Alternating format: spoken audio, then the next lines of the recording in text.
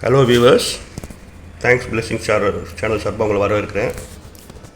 இன்றைக்கி ஒரு புதிய அப்டேட் என்னென்னு சொன்னால், நேற்றைய பெட்ரோல் டீசல் விலை உயர்வு சம்பந்தமாக இந்த வீடியோ இருக்க போகுது. வாங்க வீடியோக்குள்ளே போகலாம்.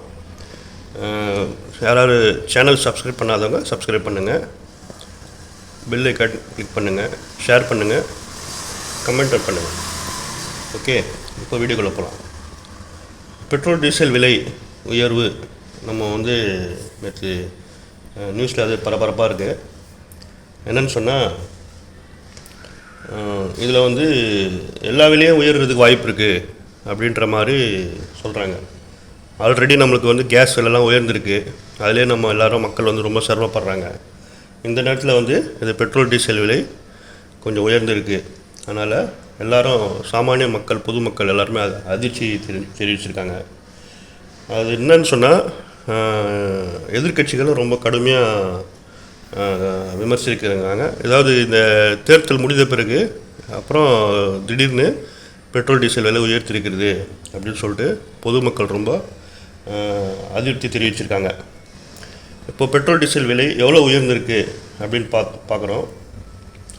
பெட்ரோல் இப்போது நம்ம இங்கே தமிழ்நாட்டில் 100 ரூபாய் 84 பைசாலேருந்து 103 ரூபா 90 பைசாவாக உயர்ந்திருக்கு நேற்று முதல்.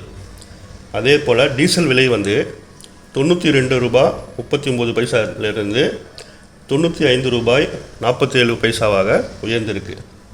கிட்டத்தட்ட 3 ரூபாய் பெட்ரோல் விலை 3 ரூபாய் உயர்ந்திருக்கு, டீசல் விலை 3 ரூபாய் உயர்ந்திருக்கு ஏறக்குறைய.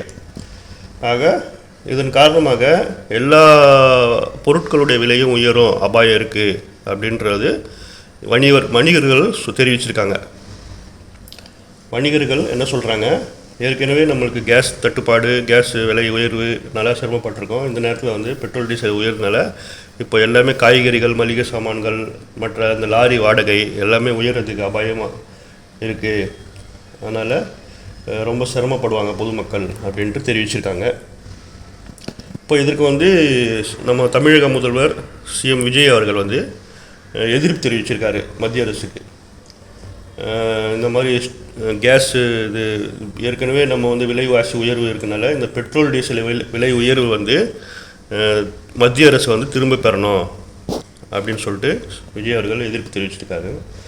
அதே போல் எதிர்க்கட்சி தலைவராக இருக்கக்கூடிய ஸ்டாலின் மற்றும் இபிஎஸ் ரெண்டு பேருமே மத்திய அரசை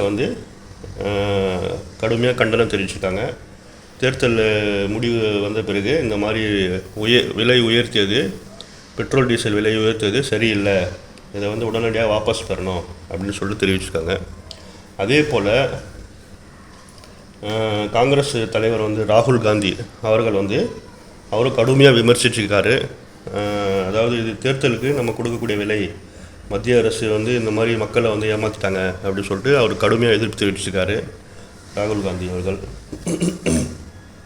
அதே போல் பெட்ரோல் சங்க தலைவர் அவர்கள் என்ன சொல்லியிருக்காருன்னு சொன்னால், அதாவது இனிமேல் வரக்கூடிய காலங்களில் இதே போல் பெட்ரோல் டீசல் விலை எவ்வளோ உயர்றதுக்கும் அபாயம் இருக்குது. இன்னும் 15 நாளைக்கு அப்புறம், அதாவது மத்திய கிழக்கு வளைகுடா நாடுகளில் இருக்கிற போர் பதட்டம் தொடர்ந்துட்டு இருக்குது.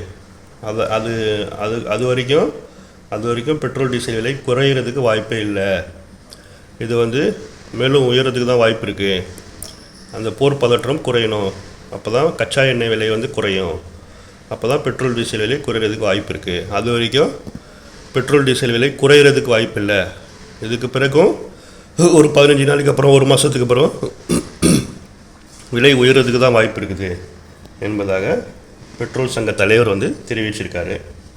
அதே போல் மத்திய அமைச்சர் கிரண் ரிஜிஜு அவர்கள் என்ன சொல்லியிருக்காருன்னு சொன்னால், அதாவது பெட்ரோல் டீசல் விலை உயர்வு தவிர்க்க முடியாதது. அதாவது மற்ற நாடுகளில் ஒப்பிடும்பொழுது இது ரொம்ப குறைவு தான். மற்ற நாடுகளில் விலை உயர்வு பெட்ரோல் டீசல் விலை உயர்வு 20% 100% வரை விலை உயர்ந்திருக்கு. அதை கம்பேர் பண்ணும்போது இந்தியாவில் பெட்ரோல் டீசல் விலை ரொம்ப கணிசமாக தான் உயர்த்தப்பட்டிருக்கு இதை வந்து தவிர்க்க முடியாது அப்படின்னு சொல்லிட்டு மத்திய அமைச்சர் கிரண் ரிஜிஜு அவர்கள் விளக்கம் கொடுத்துருக்காரு. ஆக இதன் மூலமாக யார் இதெல்லாம் பார்க்கும்போது பாதிக்கப்படுவது யாருன்னு சொன்னால் பொதுமக்களாகிய நாம தான். ஆக இதுதான் நம்ம இன்னையோட அப்டேட்டு. மேலும் சப்ஸ்கிரைப் பண்ணாத சப்ஸ்கிரைப் பண்ணுங்கள். நம்ம தொடர்ந்து ஆதரவு கொடுங்க, கமெண்ட் பண்ணுங்கள். யார் யார் பெட்ரோல் டீசல் விலையால் பாதிக்கப்பட்டிருக்காங்களோ அவங்க கமெண்ட் பண்ணுங்கள். ஓகே, இதோட இதை முடிச்சுக்கலாம். நன்றி.